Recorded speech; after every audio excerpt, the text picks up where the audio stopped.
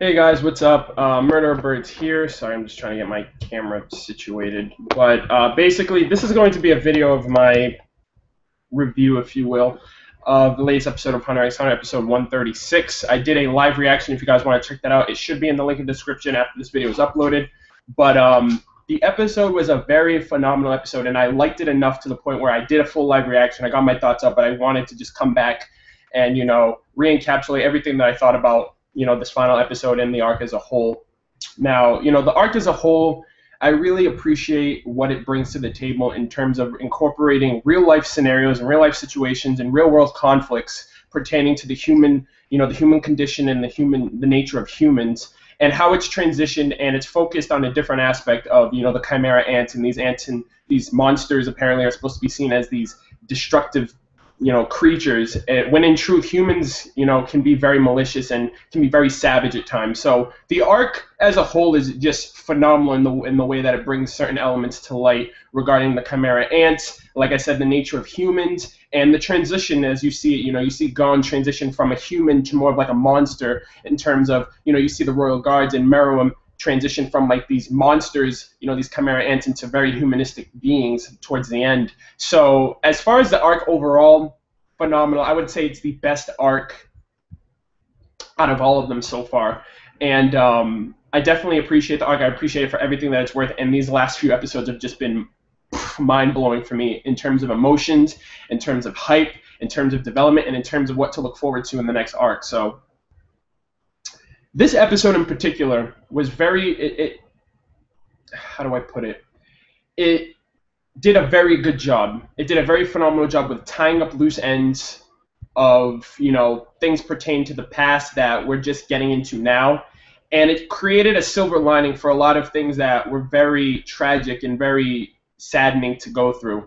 But beforehand, I like how the start of the episode was the after effects of Meruem and the Royal Guards and the Chimera Ant threat being dealt with. NGL is in the jurisdiction of the Hunter Association, and the whole landmark of NGL is pretty much like a reservation, setting where they preserve like all the things that went down and make sure like nothing is desecrated and anything like that. And it's pretty much like a purified state, I guess you want to say. It's run by peacekeepers and such like that. But what I love about it is the fact that the Chimera Ants are able to be accepted into the human society, which is what I was really interested in from the beginning. I was like, why can't these particular ants, maybe all ants can't live like amongst humans. Like I can't picture Yuppie or Poof living amongst humans, but like maybe like Icalgo, Welfin, Bravada,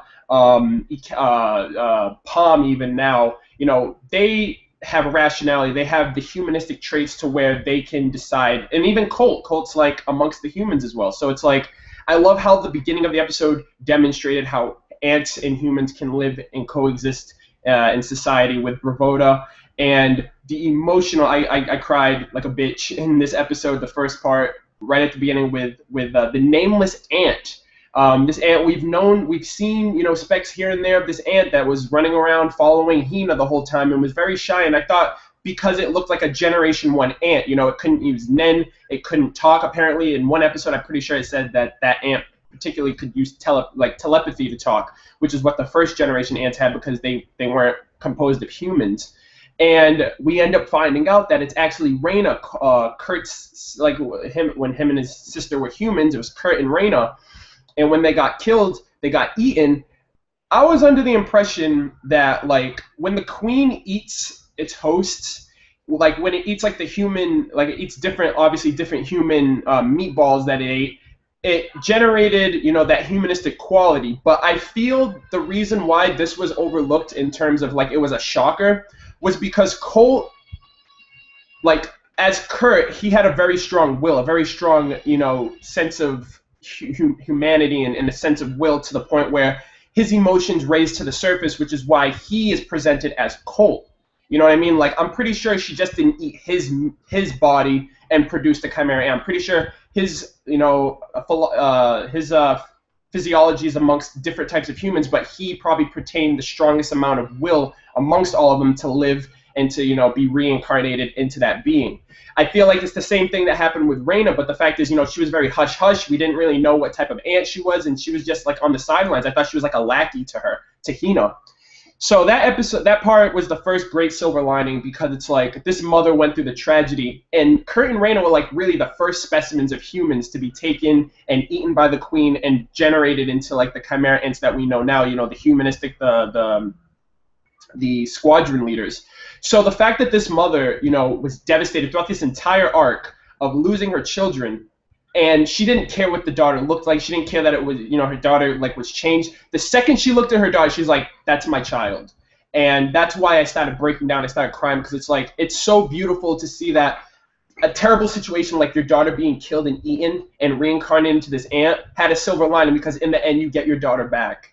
And what's even more impactful on that is the fact that Colt, which is the older brother, the one that was supposed to protect her, was supposed to be there for her. He can potentially have his family back, and they can pretty much be a family again, regardless if, you know, one's a human. They're all humans when it comes to the heart. So that was a very impactful episode, and it was one that deserved my tears and deserved the emotional effect that it got from me.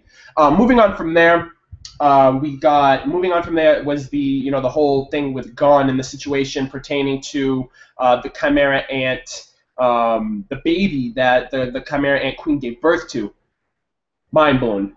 Fucking, let me just say that. Let me just say the least. Mind blown. If you guys go and watch my live reaction, fucking mind blown. Like, what? What?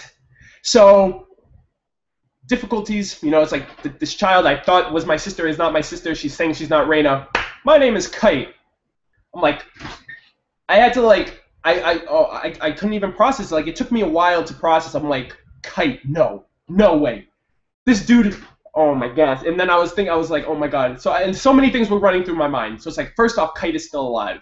Some portion of his humanity and some portion of like his emotions and, you know, what he, you know, his soul essentially is resurrected in this child. And I instantly thought, Jing is evolved in this arc, so maybe what's going to be a relationship between them? Gon, you know, he went through a crazy metamorphosis from human to monster in this arc. Because of the fact that Kite's dead, what's going to be the relationship between, you know, reestablishing a new relationship with this Kite?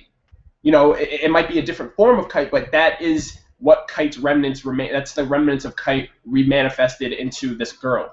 So phenomenal. Like my friend Justin was so devastated because Kite's his favorite character, and when Kite died, he was so upset. And I don't know if he's watched the episode yet, but I'm so happy for him because it's like, dude, you get your character back, regardless if it's not Kite. Kaito lives on, and I was so happy. I was so excited for that. So that was like the second big, like, what the fuck moment. So I really definitely liked that too. And the whole reaction, that moral guy, he was like, "Go, Killua!" Like, what the hell? And I was like, oh my god, so funny. And then the ending came, and we see the after effects of Gon's situation. He's on life support.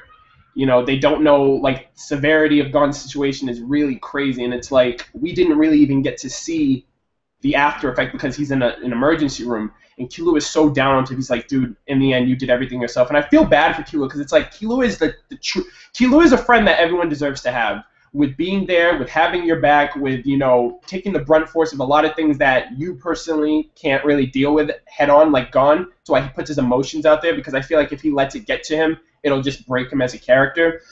But ultimately, I like how Killua handled the situation, and in my eyes, like, Killua is the best thing for Gon, and vice versa. And I'm really curious to see how he's going to handle the situation of saving Gon himself versus, you know, the specialists coming in and doing their thing and stuff like that. Nov seems to have, like, things under control. He's got a lot more composure now that the ants are taken care of.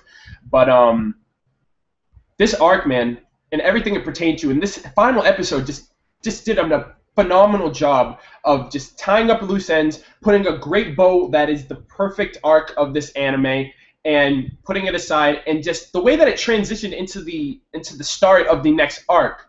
All right, the Zodiacs. It's like, who are the Zodiacs? You know, they're like the top of the hunter associations. I believe there's 12 members, and amongst them, Jing Freaks.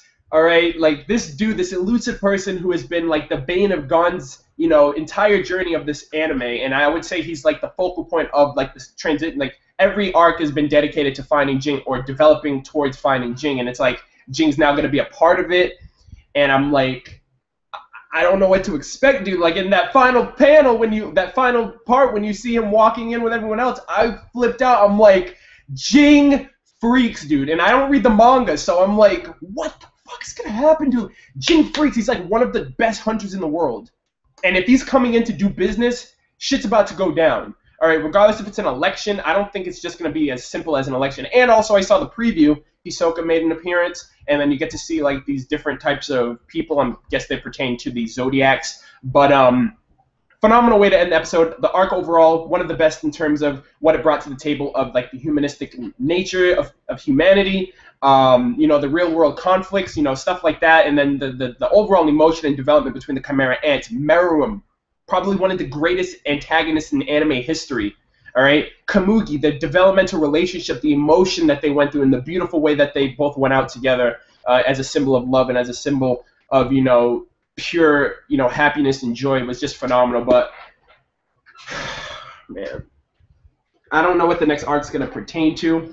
Also, let me know if in the comments if you guys want me to do a reaction for the new opening and ending that we should be getting, which should be very eventful because we've had this same opening and ending for like 50, 60 episodes. So let me know about that. But ultimately, that is my review. That's what I took from it. Brilliant, phenomenal. Togashi is a fucking demigod, and I really am looking forward to what's going to happen next. Let me know what you guys thought about the entirety of this arc or this particular episode in the comments. Also, be sure to like and subscribe if you haven't already. Greatly appreciate that. And if you guys haven't checked out, I also did a live reaction for this episode, which is in the description box below.